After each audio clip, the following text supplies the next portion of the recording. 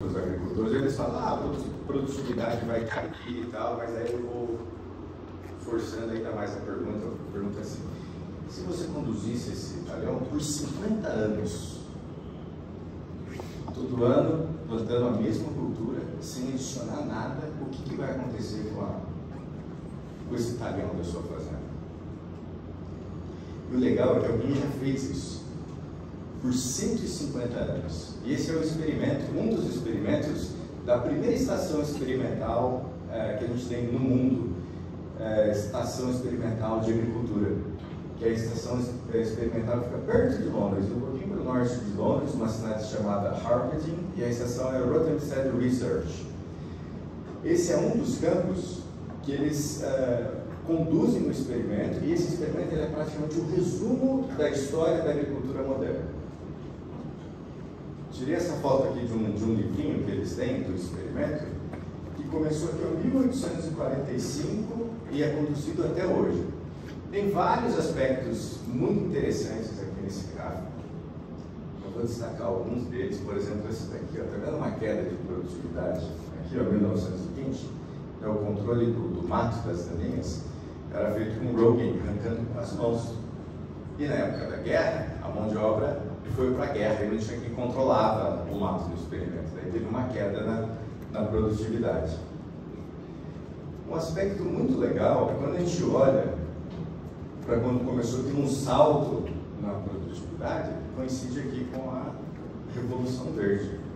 A entrada de várias técnicas usadas em conjunto, como pousio, calagem, entrada de herbicidas, fungicidas, entrada de fertilizantes, foi impulsionando e aumentando a produtividade e de alguma forma sustentou o crescimento populacional no mundo que a gente tem hoje. Então tem um aspecto das tecnologias que entraram na história recente da agricultura. Tem um outro aqui que é importante mencionar, que aqui está no eixo X, que são as variedades. Nesse tempo, variedades melhoradas, de melhor desempenho, foram associadas com as técnicas, e isso garantiu o aumento da produtividade. Bom, daí tem uma camada invisível aqui. E para mim o que é mais interessante não são nem os tratamentos, é o tratamento controle, essa linha azul aqui. Que aqui não foi adicionado nada por 160 anos. E daí como que a gente explica isso? Por 160 anos, teve uma troca aqui dos materiais genéticos que foram utilizados no experimento, mas garantiu e manteve a produtividade. Quem que sustenta isso aqui? Evidentemente é uma produtividade muito menor do que os tratamentos que levaram fertilizantes. Então o que sustenta isso, que é uma coisa que a gente não enxerga? Para contar a história para vocês de como o microbioma começou a ser desvendado nos últimos anos, eu vou dar um passo bem atrás e vou mostrar isso daqui. Às vezes eu pergunto se alguém sabe o que é isso. As pessoas falam assim, parece um equipamento de tortura, né? Não parece? Mas esse aqui foi o primeiro microscópio, né? Ele mede mais ou menos 5 centímetros. E ele foi melhorado, lentes já existiam, alguns modelos rudimentares de microscópio já existiam em 1600, 1650, mas Anthony Leeuwenhoek, um holandês, ele que construiu esse sistema. Então nesse furinho aqui em cima, é onde fica a lente, que ela mede, bem esse furinho aqui, ó, mede 1 milímetro, 1,5 milímetro de espessura. Daí ele posicionava a amostra aqui, e daí usava essas roscas para conseguir dar o foco, posicionar. E esse microscópio, o poder de aumento dele, os melhores modelos, aumentava 300 vezes, que é comparável com microscópios que a gente usa hoje no laboratório. Então, mas qual que é o legal dessa história? É que quando ele inventou e começou a colocar algumas amostras aqui na pontinha desse ferro, um mundo novo se abriu diante dos olhos dele. Mas você pode imaginar, pela primeira vez, uma pessoa olhar uma gotinha d'água que ele pegou de um lago e ver um monte de bichinhos se mexendo? Ele chamava de animáculos, esses animais, e ele começou a descrever. Então, o primeiro acesso nosso à complexidade da microbiologia foi assim, foi olhando o ecossistema. E daí raspava área assim e olhava, pegava amostra de sangue, amostra de folha, de poças, de água, e ia olhando os micro-organismos e descrevendo. Então, passou muito tempo de lá para cá. Nesse tempo, a gente teve o que a gente chamou de época áurea da microbiologia, foi quando a gente olhou para micro-organismos isolados. E a gente desenvolveu vacinas, entendeu o que é como que a vida se propaga, mas teve uma mudança, né? Lá em 1680, a primeira descrição geral dos micro-organismos era no ecossistema, era o conjunto. Daí a gente migrou para uma fase de trazer os micro-organismos para a placa de Petri em laboratório e entender eles isoladamente. Daí o que aconteceu no finalzinho do século passado, impulsionado pelo sequenciamento do genoma humano, e aí foi uma história interessante, e qual que era a expectativa? Se a gente sequenciar o genoma humano, a gente consegue resolver todos os problemas de saúde da humanidade. Não é bem assim, né? Mas quando terminaram de sequenciar o genoma humano e começaram a aplicar técnicas de sequenciamento para sequenciar o microbioma humano, eles entenderam que se a gente quer entender o funcionamento pleno do corpo humano, a gente precisa conhecer o genoma humano mais o microbioma humano. Na verdade, enquanto a gente tem 23 mil genes, o microbioma associado ao nosso corpo carrega mais de 1 milhão de genes. E os genes estão sendo expressos de maneira simultânea no organismo. Então isso trouxe a visão de superorganismo. Então quando eu olho, agora eu vou transferir uma planta, a gente olha uma planta, a gente não vê uma planta isolada. Ela tem milhares de micro-organismos com seus genomas e genes sendo expressos. Então essa é a visão de olhar como um superorganismo, ou como um holobionte, que é uma unidade de evolução. Então, naquele microscópio que eu mostrei na tela anterior, a gente hoje tem esse microscópio. E alguns cientistas chamam essa geração de redescobrimento da microbiologia. Agora a gente tem uma nova chance de olhar a complexidade, como foi olhada antes. Então, uma história bem recente que eu vou contar para vocês é que a gente tem alguns meios de explorar a modulação do microbioma, como o Ronaldo já apresentou aqui anteriormente. Então eu queria dar uma visão para vocês das bases disso e como que isso pavimenta o caminho para o futuro de tecnologias e como isso impacta o uso de micro-organismos na agricultura. Bom, esse último microscópio, que é o sequenciador de DNA, ele ajudou a gente a organizar melhor a vida. Ele permitiu acesso aos genomas e eu trouxe aqui para vocês que é uma forma, ainda não é a mais atualizada, esse é um paper de 2016, tem uma outra estruturada, mas é como nós organizamos a vida. Desde a década de 90, a gente organiza a vida em 3 domínios. Um domínio que é chamado bactéria, um domínio chamado arqueia, que são bem parecidos com as bactérias, e um domínio chamado eucariota, que é onde estão os micro-organismos ou os organismos multicelulares, que é esse raminho aqui da árvore. Então nós estamos aqui, nós, os mamíferos, os animais, os insetos, os vertebrados, invertebrados. E aquela parte de cima é o domínio de bactérias e a gente tem as arqueias aqui. Tem um fato curioso que eu destaco aqui nessa figura, também tem algumas linhagens, como a gente chama, tem um pontinho vermelho na frente, aqui tem.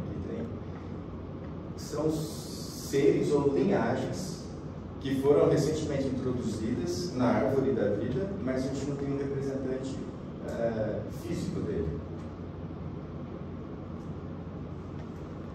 Há um pouco tempo antes, se eu descobrisse uma espécie de bactéria, então eu seguia um sistema de taxonomia, de análises, obtinha cultura pura, mandava para uma coleção de referência para estabelecer uma espécie nova.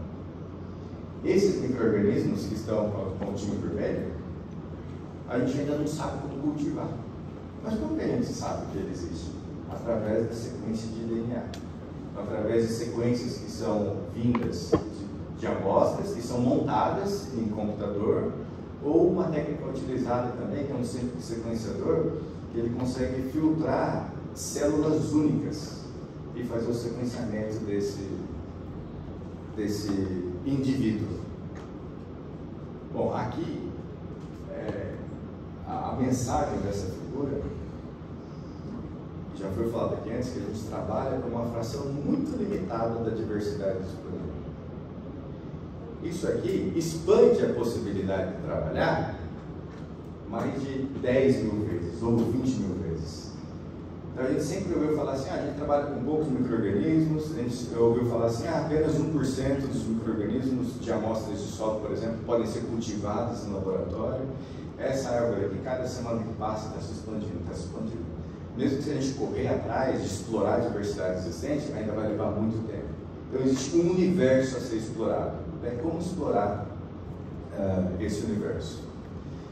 Eu vou trazer um exemplo mais prático de prova de conceito e usar esse exemplo para expandir para outros. Então eu vou introduzir para vocês aqui o que a gente chama de solo supressivo. Esse aqui é um potinho com um pouquinho de solo, aqui tem uns itens de beterraba que estão crescendo bem, e aqui, vocês veem que tem alguns que estão tombados, que é o sintoma clássico de damping off, que a gente chama, porque nos dois potes foram introduzidos um patógeno que vem do solo, chamado Rhizoctonia solane. Então, esse fungo cresce pelo solo, as hifas encontram a plantinha, infectam, daí causa uma lesão na base do cômodo, não tem translocação de água, fica uma podridão ali e ele tomba. O curioso é que tanto aqui quanto aqui o fungo foi introduzido, mas nesse caso aqui o fungo não causou doença. É o que a gente chama de solos supressivos. Isso é conhecido há mais de um século. Alguns agricultores observavam, principalmente em campos de trigo, que depois de um surto da doença num determinado campo, e deles mantendo o cultivo em monocultura, havia um declínio do nível de infecção da doença. E eles não sabiam muito bem o que explicava isso. Daí eles chamavam o solo que tinha o patógeno, mas não vinha uma doença, de solo supressivo, e o solo sem esse histórico de surto da doença, que quando você colocava o patógeno causava doença, de solo conducível. Então, a propriedade físico-química dos solos são as mesmas. Só que há 100 anos, a gente não tinha esse microscópio sequenciador para entender o que estava acontecendo lá. E a partir do momento que essas tecnologias ficaram disponíveis, a gente investigou esse fenômeno para mostrar que a natureza da proteção da planta em solos supressivos é devido aos micro-organismos do solo. Então esse foi um primeiro experimento realizado, onde a gente colocou as plantinhas e inoculou Rhizoctonia solane num solo supressivo, então não tem quase nada de doença, bem pouca doença, e no solo conducivo a gente tem mais de 60% dos seedlings, eles morrem e são infectados. Daí alguns testes para a gente provar o conceito de que a natureza da proteção é devido aos micro-organismos, a gente pegou emprestado do estudo de microbioma de mamíferos. Trouxe um ratinho aqui para lembrar, 2005, 2006, os primeiros estudos manipulando o microbioma do sistema digestivo de mamíferos. E uma das formas de você mostrar a relação do microbioma do sistema digestivo com a capacidade do hospedeiro em mudar o seu fenótipo foi demonstrado num paper bem clássico de 2006, onde eles fizeram o seguinte experimento. Eles pegaram um camundongo, mudaram geneticamente um gene de um camundongo para ele acumular gordura e ficar obeso. Então eles tinham um camundongo obeso e um magrinho. Daí eles pegaram dois outros gêmeos idênticos e transferiram o microbioma, as fezes, do doador obeso para um receptor e do doador magrinho para o outro receptor. Esses dois que receberam, do ponto de vista genético, eles eram idênticos, gêmeos. E do ponto de vista de dieta também, eles eram a mesma comida para esses dois ratinhos. Mas o que recebeu as fezes e foi inoculado com o doador, com as fezes do doador obeso, ele engordou. E o que recebeu as fezes do doador magrinho permaneceu magro. Onde que está a diferença? A diferença está no microbioma. O o microbioma recebido desde o doador gordo, ele tem uma capacidade maior de retirar a energia do alimento que passa no trato intestinal e armazenar como gordura. Não é mais ou menos isso que a gente quer fazer com as plantas? A gente quer ter o microbioma do magro, né? Mas nas plantas não, a gente quer aumentar o ganho de biomassa, de produtividade. Então, será que a gente pode manipular o microbioma para ele ser mais eficiente para usar os recursos que a gente oferece para a planta? Ou aproveitar com mais eficiência os nutrientes e assim por diante? Então, assim, tanto em humanos quanto nas plantas, a gente tem essa camada viva, que é o microbioma. Essa camada fica no intestino, e nas plantas fica na rizosfera. Mas é como se a rizosfera fosse o intestino do lado do avesso. Mas esse assunto mais para entretenimento e ciência, vou parar por aqui, senão fico 1 hora contando história disso.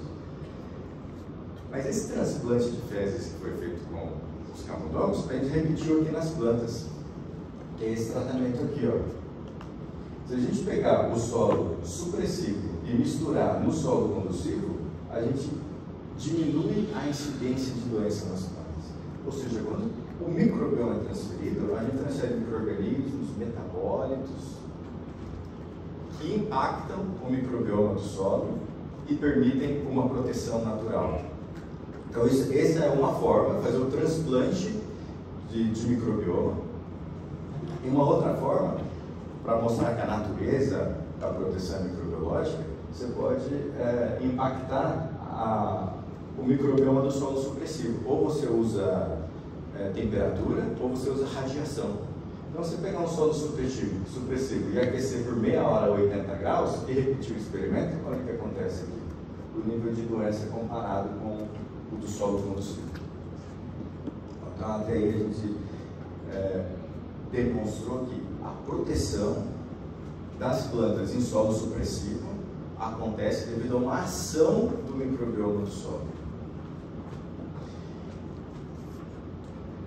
Daí, utilizando uma série de experimentos, e tem, acho que um conjunto de 8 ou 9 anos de pesquisa, então eu estou pulando aqui um espaço de 8, 10 anos.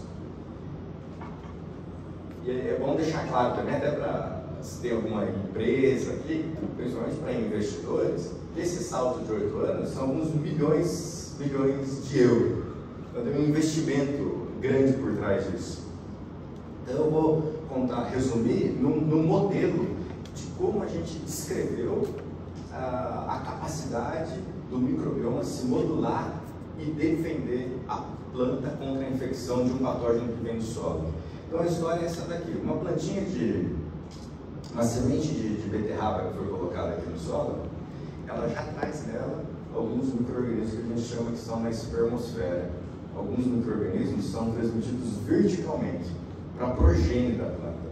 E se eles estão lá, essa é uma relação muito íntima, né, na nossa visão de holobionte, de interação com a planta. Então esses micro-organismos, eles saem da semente e começam a colonizar o entorno.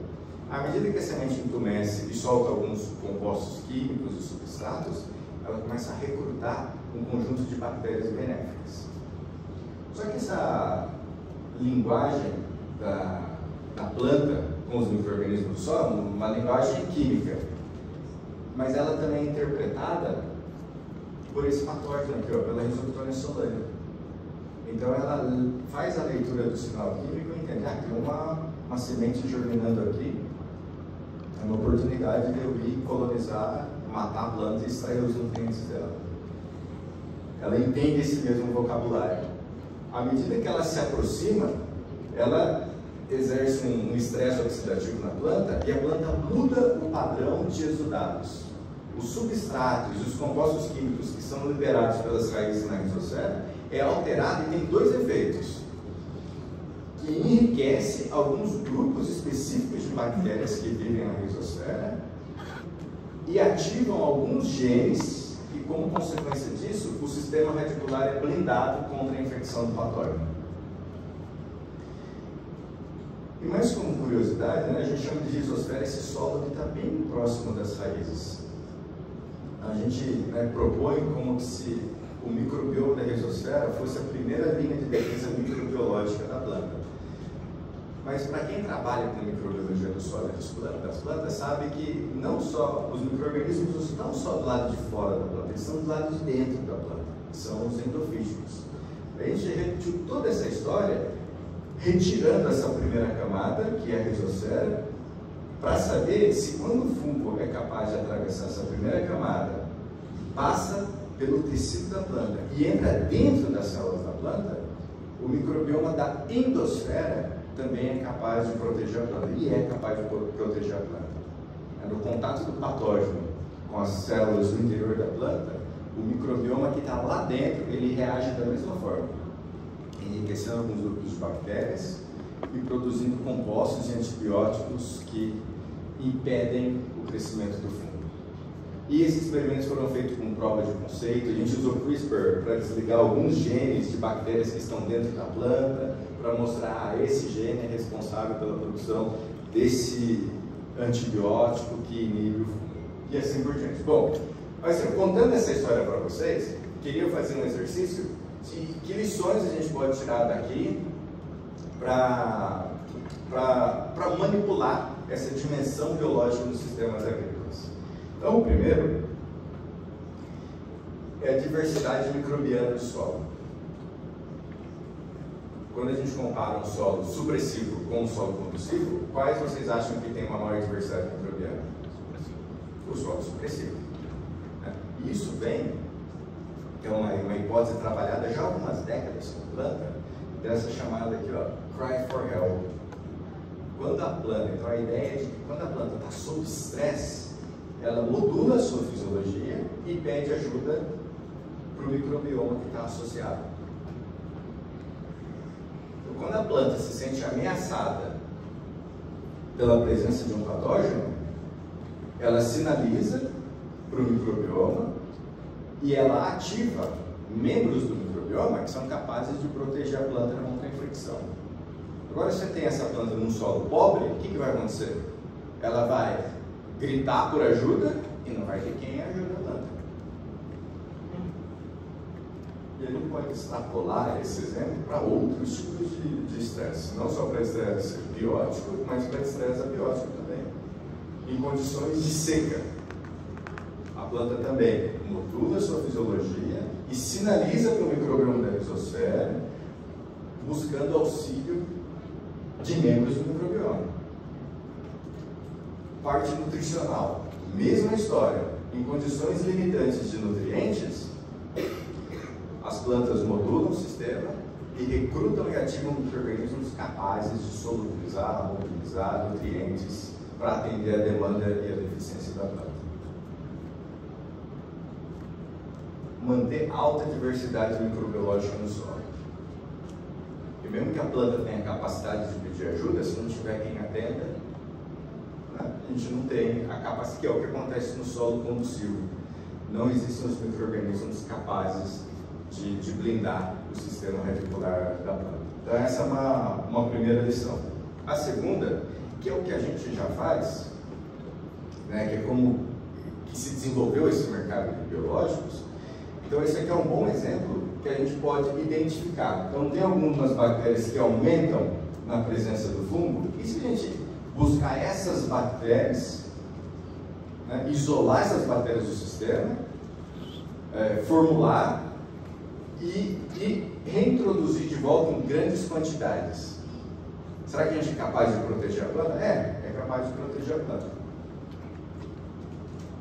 E como prova de conceito, a gente também isolou centenas de bactérias e daí a gente reintroduziu essas bactérias lá no solo conduzivo. E daí a presença dessas bactérias garantindo a proteção da planta. Essa é uma abordagem que a gente já usa.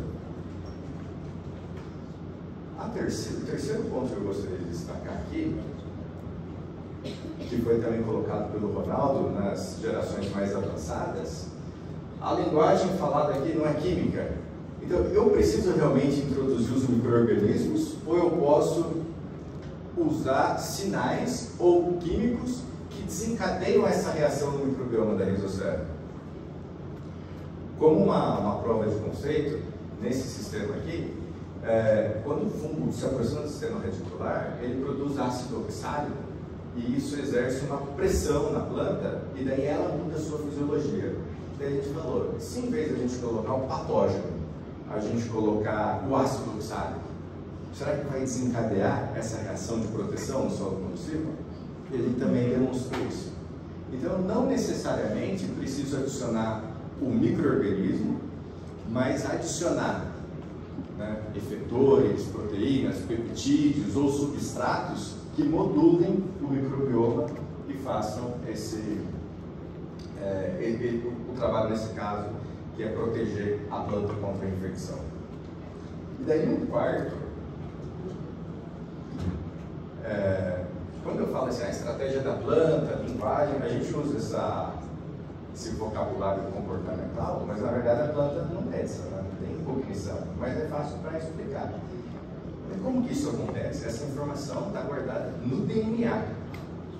Então é a regulação por expressão gênica, que é basicamente química. Mas tem um ator aqui, que a gente olha aqui debaixo do solo, mas tem um ator aqui que orquestra todas essas interações, que é a planta hospedeira. Então, será que existem plantas que são mais ou menos capazes de promover essas interações e explorar as funções benéficas que têm no microbioma? Ou não? Ou todas as plantas? Então, isso é uma coisa que ficou na nossa cabeça também. A gente teve uma abordagem de estudo para entender até que ponto a planta ela usa o que alguns chamam de segundo genoma para algumas funções específicas e para garantir o seu desempenho e o seu crescimento no sistema de produção. Essa iniciativa que a gente chama de Back to the Roots, que é voltar para o passado e usar uma abordagem utilizada por melhoristas. Você tem uma cultivar com problema de doença, então você volta para os ancestrais, buscar genes de resistência para essa cultivar. Mas se você pegar, por exemplo, entomologistas, né, para controle biológico, você tem uma praga, né, de uma planta exótica que você trouxe para o Brasil, onde você busca o inimigo natural? Lá onde essa planta coevoluiu com a doença. Então você vai lá no centro de origem da planta e traz o inimigo natural para fazer o controle. E a gente pensou, será que isso não poderia ser verdade também para o microbioma que se associa com a rizosfera das plantas?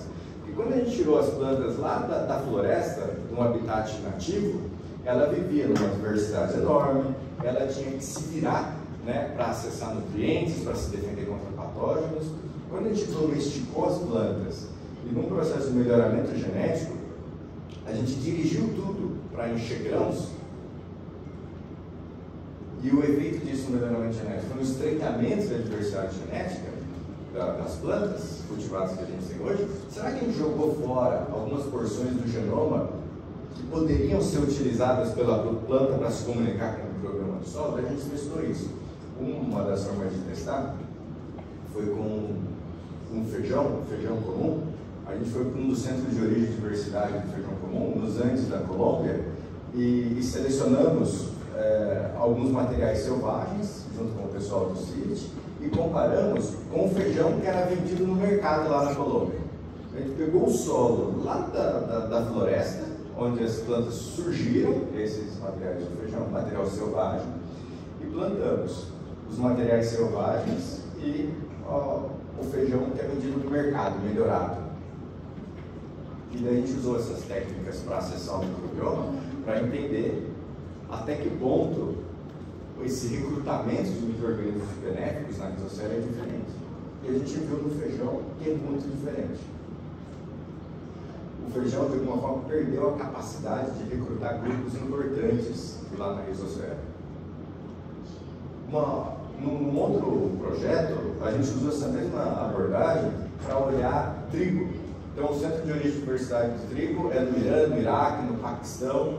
A gente pegou alguns trigos de lá, alguns materiais lá do Rothamsted Research, e a gente pegou alguns materiais que vieram de programas de melhoramento aqui no Brasil. Brasil, lá do sul, da década de 40, da década de 80 e alguns mais avançados.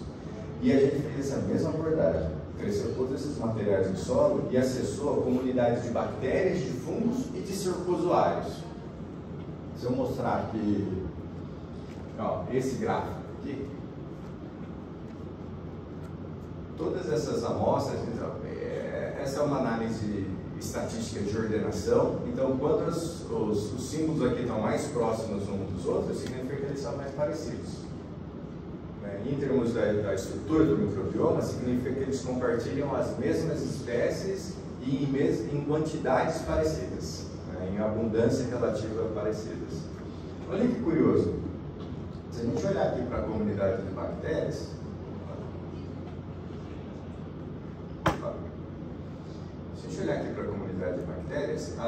essas amostras aqui que estão em cores frias, em tons de azul, são todas vindas de materiais modernos de trigo. E as cores quentes aqui são dos materiais crioulos, os mais ancestrais. A comunidade de bactérias recrutada por materiais modernos é diferente da comunidade recrutada por materiais mais antigos de trigo.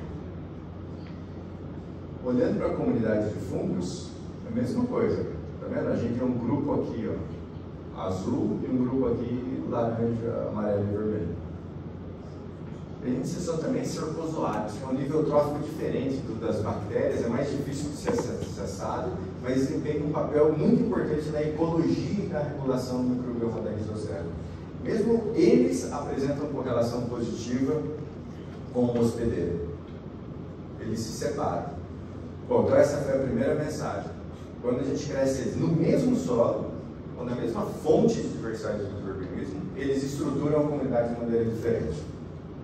A gente usou uma análise de co-ocorrência ou de network, que a gente chama, que ilustra a complexidade da interação do microbioma na rizocera dessas plantas. O que eu estou mostrando aqui para vocês são as interações olhando para os materiais mais antigos de trigo, são os materiais crioulos. Então existe vários parâmetros matemáticos por trás dessa imagem,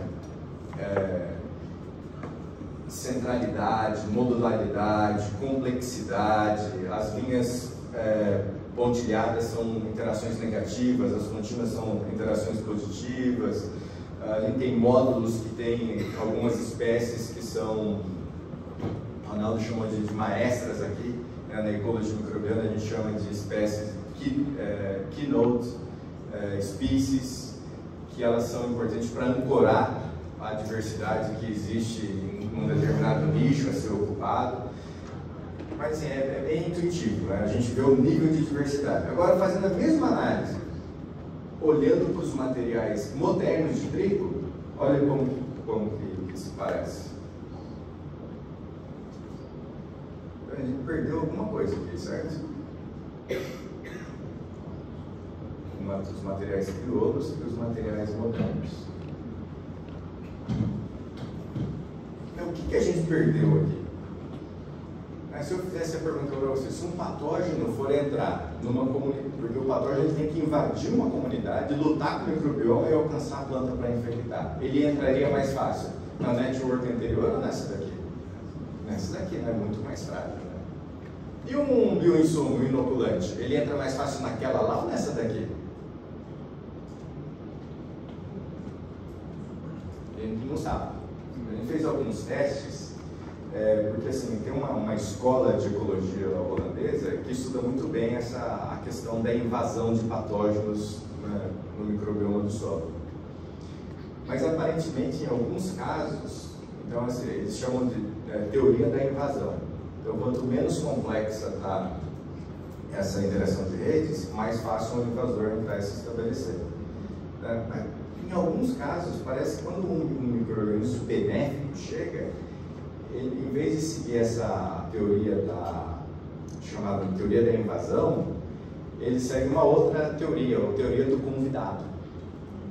Ele tem um sinergismo com a diversidade que está lá no solo e pode recebê-lo e garantir o estabelecimento dele. É uma coisa que a gente não sabe. A gente não sabe. Bom, então a gente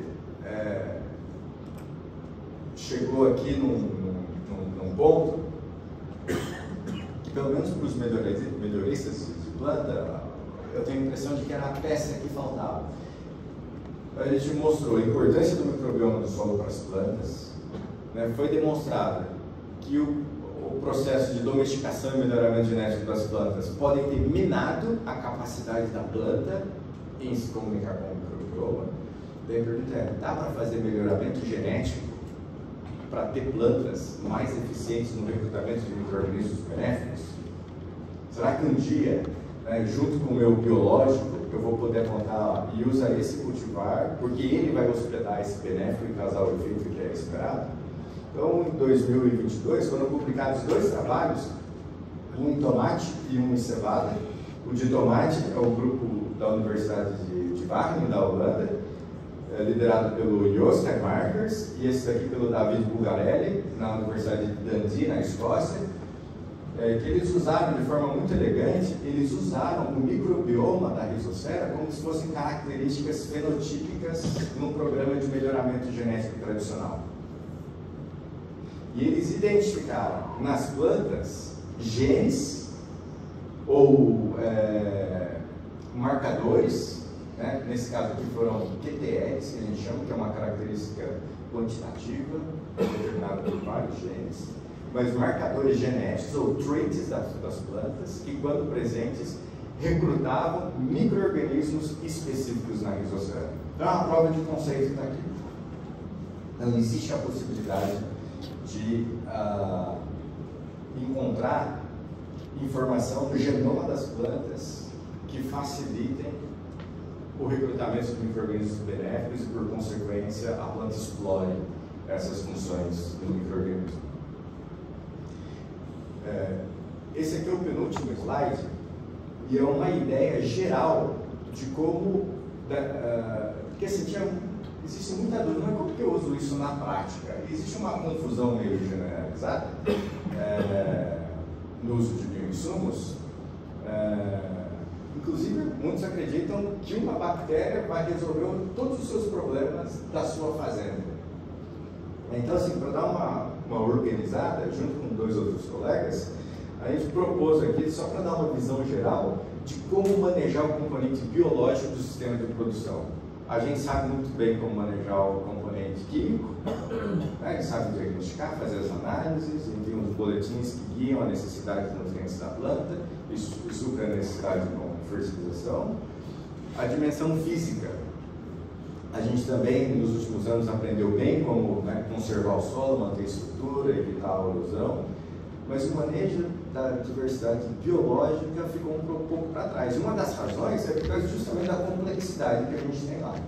Então, mas um primeiro nível, que a gente chama do ajuste grosso no sistema, é a gente usar todas essas técnicas conservacionistas no sistema de produção. Aumentar a diversidade de plantas no sistema, a rotação de cultura, usar cobertura verde, manter palhada no campo. Então, tudo isso tem algum efeito na manutenção da diversidade do microbioma do solo. Então, é importante essas práticas conservacionistas no sistema. O segundo, a gente chama aqui do ajuste médio, que é usar micro-organismos para auxiliar a planta no seu desenvolvimento, que trabalha dentro da interface planta e solo. E hoje a gente tem uma diversidade enorme de produtos, né, que assim, cumprem esse papel. À medida que a gente trabalha no sistema intensivo, a gente de alguma forma compromete essa relação da planta com os micro-organismos, a gente pode ajudar repondo isso, ativando isso. E num nível mais fino, e é uma coisa mais de futuro também, é manipular o microbioma da rizosfera utilizando esses mecanismos moleculares. Seria um ajuste fino para fazer, para explorar ao máximo a capacidade da planta em usar as funções que estão naturalmente disponíveis no microbioma do solo. No meu último slide, eu vou só citar aqui 5 itens que na minha visão, é uma percepção do qual vai ser o futuro do manejo dessa dimensão biológica no sistema agrícola e para que direção nós estamos indo. Então, o primeiro item que eu enfatizei mais no início aqui da palestra é que a gente tem muito para explorar o desconhecido, né? Explorar os novos ramos da diversidade microbiológica que tem no solo. Esse slide aqui é uma outra palestra, mas só para dar entre parênteses aqui, tem coisas que estão até fora da árvore da vida que podem ser exploradas para manipular a interação das plantas com o microbioma. Alguém saberia dizer o que são? Está fora do domínio arqueia, bactéria e eucariota,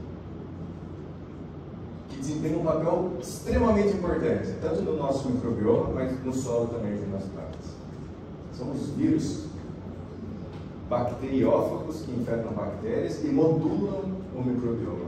Isso já é usado como terapia do microbioma do sistema digestivo e alguns grupos estão começando a usar esses bacteriófagos para modular o microbioma do solo. Bom, a gente tem o desconhecido para explorar. O outro é desvendar mais esses mecanismos moleculares, porque o padrão da ciência é a gente olhar descobrir padrões, né, desvendar os mecanismos e daí dar oportunidade para nós manipularmos esses mecanismos. Então, no estudo do microbioma de plantas, sei lá, 99% ainda é bem descritivo, é uma fase importante. A gente descreve em que condições e como os microbiomas se estruturam. Mas entender os mecanismos que estão nessa interação vai dar para a gente novos caminhos e novas ideias de como manipular o sistema. Terceiro ali, que eu já enfatizei, é fazer melhoramento de plantas para plantas eficientes na interação com o microbioma. Então, já alguns programas de melhoramento já começaram a incorporar isso. O quarto é ter uma abordagem mais baseada em funções do que na taxonomia. A gente sempre se preocupa assim, é um bacillus, é uma pseudomonas. A gente dá nome, né, tem uma abordagem taxonômica, mas na verdade o que existe no solo, em que em ecologia a gente chama de redundância funcional, não importa o nome do micro-organismo, importa a função que a planta precisa. Né? Quando a planta grita por ajuda, ela não chama o nome, ela chama a função. Então a gente pode ter consórcios com foco em função. E o quarto, o uso de inteligência artificial associado ao microbioma, principalmente e de maneira mais palpável, para fazer predições, análise do microbioma dos solos, que fazem predições de ocorrência de doença, de aumento de produtividade, de eficiência de estabelecimento de bioinsumos. Esses exemplos que eu citei para vocês, já existem papers descrevendo essa possibilidade. E também como isso pode auxiliar a gente a fazer consórcios e montagens de microbiomas mais eficientes. Pessoal, eu fico por aqui. Muito obrigado pela atenção de vocês.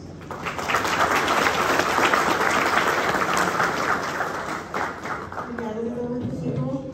Agora a gente encerra aqui a segunda parte, que foi dedicada à pesquisa, desenvolvimento, e a parte científica, e a gente vai finalizar agora então com a nossa última palestra.